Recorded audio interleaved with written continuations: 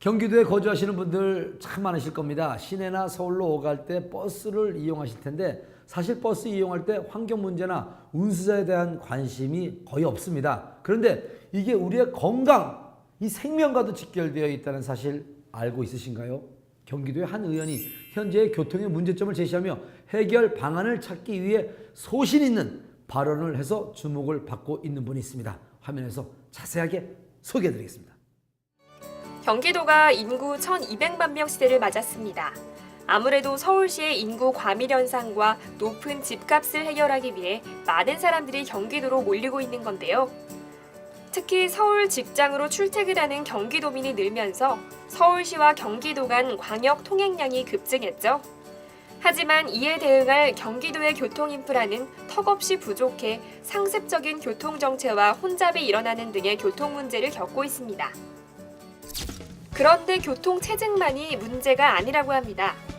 경기도의 고질적인 교통 문제를 본격적으로 해결하기 위해 도민들을 대신해 소신 있는 발언을 한 경기도의회 건설교통위원회 김지환 의원이 주목을 받고 있습니다. 지난 9월 7일 양경필 지사를 상대로 도정 질의를 했습니다. 첫째, 운수 종사자 저임금 구조와 무료한 운행 시간을 유발하는 악순환 시스템. 그리고 둘째, 경기도민의 건강과 생명을 위협하는 차고지 관리 실태. 그리고 셋째, 일방적인 불법 감차로 버스 입석을 유발하는 행정. 넷째, 수천억 원의 재정 지원, 운수사업자 재산 축적에 사용되는 부분들. 그리고 다섯째, 인센티브를 지급받기 위한 허위 자료 제공. 여섯째, 무자격자 버스 정비사. 그리고 마지막으로 경기고속 버스 사고 제출 자료 전부 허위 조작. 이렇게 해서 총 7가지의 문제를 제기했고요. 양경필 지사께서 전부 인정하고 공감하여 개선하겠다고 확답을 받았습니다. 쾌적하고 편안한 교통 서비스를 위해 다양한 방향으로 문제 해결 방안을 찾았다는 김지환 의원. 가장 시급한 것이 바로 운전자의 처우 개선이었다는데요. 많은 운수 종사자들이 적은 임금을 받고 일을 하고 있으며 이조차 빈번하게 체불되고 있다고 합니다. 특히나 운전 시간을 늘려 피로를 가중시키고 이는 졸음운전이나 안전사고 등으로 이어지며 결국 사람들의 안전을 위협하고 있다고 합니다. 저임금으로 인하는 노동시간 연장, 그리고 이로 인한 피로, 과로, 졸음운전이고요. 그에 따른 또 안전사고, 그리고 마지막으로는 이제 서비스 질 저하로 이루어지고 있는데요. 수천억 원의 재정 지원은 결국 운수사업자 재산 축적에 사용되고 있었습니다.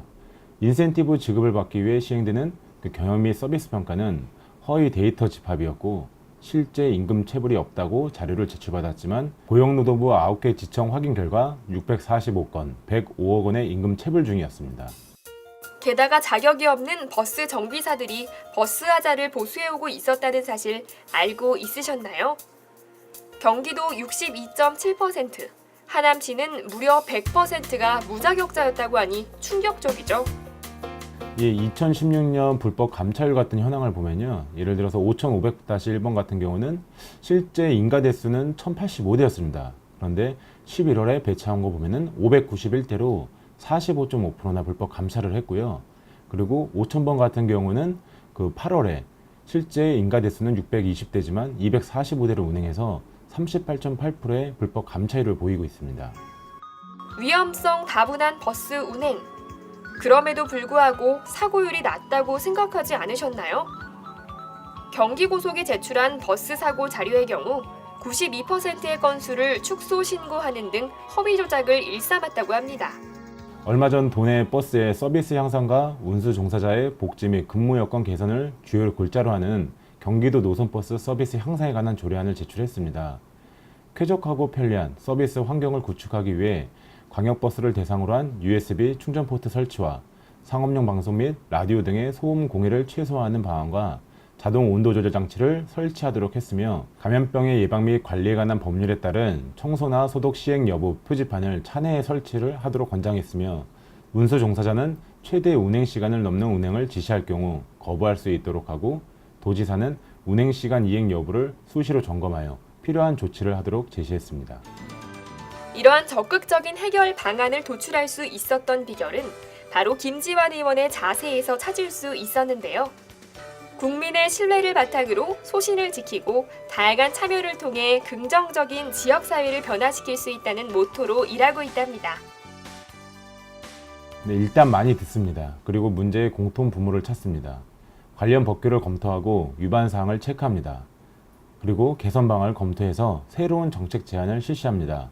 앞으로도 어떤 위치나 자리에 욕심을 내지 않고 지금 상황에서 제가 정말 할 수 있는지를 보고 한 단계 위를 목표로 지금과 같이 하나씩 실천해 나갈 것입니다. 최연소 경기도의원 김지환. 자신만의 소신과 가치관을 바탕으로 국민들을 위해 뛴 결과 경기도당 청년위원장, 경기도당 대변인, 조직강화특별위원 등 주요 당직을 수행하게 되었다는데요. 앞으로도 그의 열정이 사람들의 안전과 삶에 도움이 되리라 기대해 봅니다.